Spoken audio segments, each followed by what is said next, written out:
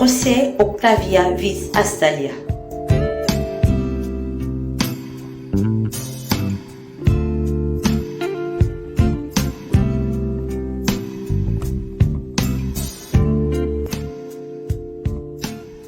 L'heure de la vérité que nous vous faisons découvrir dans cette vidéo. À chacun de se faire sa propre opinion. Merci pour votre attention.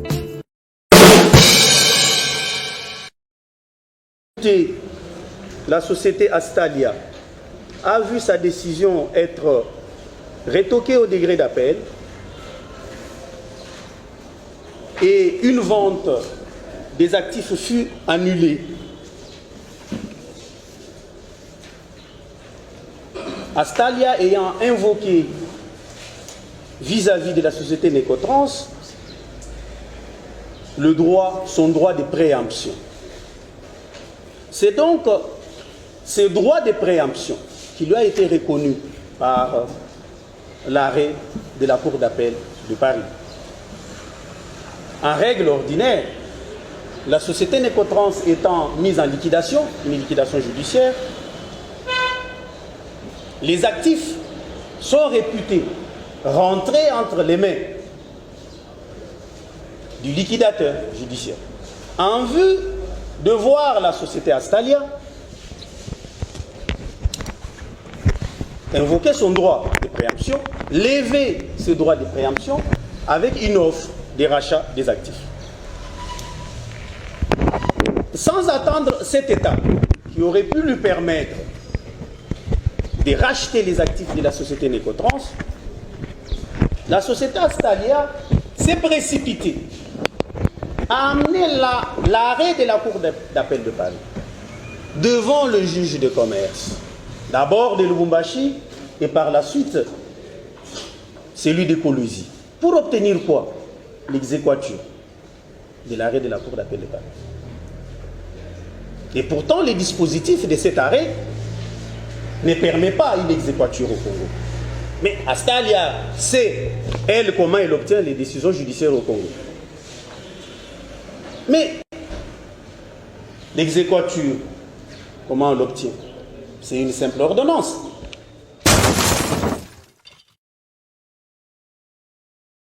Je me permets de lire l'article 157. On m'a laissé même de code. Je ne veux même pas comparer parce que nous avons la même version, pas la même version, le même texte. Quoique présenté en code gris qui est là, il y a une autre version qui est là, le code vert et le code bleu. Monsieur le Président, je me permets pour le besoin de la Cour de prendre les codes mais laissés au pupitre par la partie des mandresses. Pour ne pas dire que, Monsieur le Président, on a trituré le texte censé connu de tous. Permettez que je me retrouve. Vous sentez, Monsieur le Président, que c'est un code bien exploité. Je pense que je ne vais pas trouver des hachures qui vont m'aider. Mais je suis là, sur l'article 157.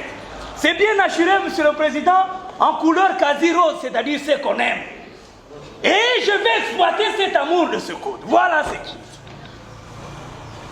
Monsieur le Président, l'acte, le créancier procède à la saisie par un acte signifié au tiers par l'huissier ou l'agent d'exécution. On a assuré en rose. C'est pas, Monsieur le Président, le jaune ou le rose, les couleurs, les goûts et les couleurs, on m'a dit ne se discutez pas. Souffrez que j'appelle rose, c'est peut-être la berlue, mais c'est pour le besoin de la cause. En rose, en jaune ou rose. Monsieur le Président, mon estimé confrère qui vient de parler, je viens de vous lire un acte, Monsieur le Président, il a appelé ça la photo. La photo qu'il a réclamée en... Non, il a réclamé une photo. Là. Monsieur le Président, il a tiré des moyens de cet acte que lui appelle photo pour asseoir son argumentaire sur l'adresse. Erreur de profession, erreur de stratégie, allez dire. Il vient d'exploiter devant vous, Monsieur le Président, un acte d'appel. Ça veut dire qu'il n'y a plus de titre exécutoire. Et il est d'accord avec moi. En vertu de quoi il y a un titre exécutoire? Il vient de le dire ici. Il a utilisé un acte d'appel sous la foi de son serment. Il n'y a aucune contestation sur cet aspect, Monsieur le Président. Je ne m'abuserai pas à user ma touche pour discuter de l'ABC de la procédure. Il n'aurait pas recouru aux moyens contenus dans un acte d'appel que lui reconnaît. L'éminent confrère Maître Lelou n'a pas fait allusion au titre exécuteur. Il n'a pas fait allusion à l'appel. Mais son confrère vient de le donner. Je me demande qu'est-ce qu'il viendra vous demander d'autre. Il a produit par contre, Monsieur le Président, autre chose. Je peux voir la grosse, Monsieur le Président. Il a donné avec emphase.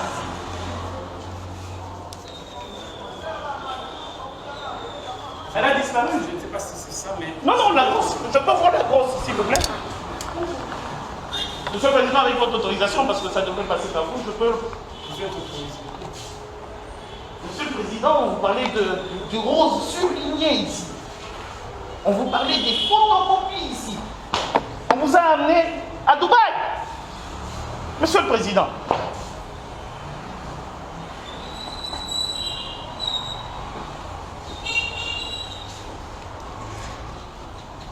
La grosse que je viens de prendre, Monsieur le Président, et qui est par vers vous, sur laquelle il prétend qu'il y a la formule exécutoire, est en photocopie couleuse. De quoi parlons-nous? De quoi parlons-nous? Comment peut-elle expliquer qu'elle a procédé à des saisies au travers de toute la République et aujourd'hui elle vient demander la qualité de la société qu'elle a saisie? Elle vient demander l'existence de la société dont elle a saisi des biens au niveau de Lubumbashi. C'est une turpitude, Monsieur le Président. De pareilles questions ne devraient même pas se poser dans cette instance. L'action que nous menons ici, Monsieur le Président, est en réplique aux saisies qu'ils ont initiées précédemment. Et quand on revient, Monsieur le Président, pour pouvoir solliciter une main levée, elle nous oppose le fait selon lequel on doit produire des statuts et des actes de la société pour lesquels ils détiennent les biens. Ils immobilisent les biens. Ils immobilisent également les fonds dans les comptes auprès desquels nous avons les ordres ici à l'instance. Je prends la pile des pièces où il y a eu des pièces de 1, où enfin, il y a cette attestation qui prouverait qu'il serait ailleurs. La même pile. Le tableau qui était exploité tout à l'heure par mon éminent confrère, Maître Patrick Lelou Nawej. Dans ce tableau, pièce d'Octavia. Il est repris Octavia Limited, CO2 Trust Company Limited, le même PO Box. Monsieur le Président, de qui se moque-t-on? On veut se moquer de votre juridiction. Je prends ce qu'on appelle statut, produit par Octavia. La même adresse, Prudent Trust Company. Donc cette question, elle est vidée par Octavia. Octavia elle-même a vidé cette question. Donc l'article 157 à son premier alinéa n'a pas été et n'a été nullement violé. Et que le document qui vous a été produit, comprenez que c'était un document confectionné par son signataire pour le besoin de la cause. Et ceci ne peut emporter. Le premier intervenant, il a dit non, mais il n'y a pas eu violation de l'article 157 de l'acte uniforme s'agissant, en son point 2, de l'énonciation du titre exécutoire. Et il a pris la parole pendant 15 à 20 minutes avec un dictionnaire à l'appui pour expliquer ce que c'était énoncé. Énoncer, ça ne veut pas dire que je vais produire, je vais juste donner les indications, c'est ça énoncer. D'accord. Et de quelle manière les débiteurs saisis devraient-ils vérifier si les titres que vous avez énoncés est conforme aux dispositions de l'article 33? Il le vérifie comment? Il vient au stade de Mazembe. Il appelle un stadier, les stadiers de Mazembe qui vont exécuter des décisions au siège social de NB Mining. C'est eux qu'il devra appeler pour dire, regarde, les titres là énoncés dans l'acte, il est où? Et ce titre est resté introuvable au greffe du tribunal de commerce de Lubumbashi jusqu'à aujourd'hui.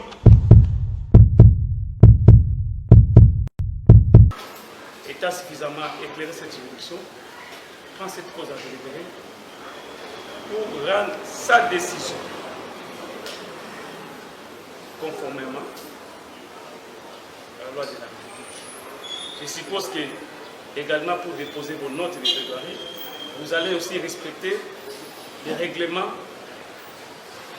de la procédure qui vous donne 48 heures. Et je rassure aux parties, dans les délais de la loi, cette décision sera dite. Je vous remercie.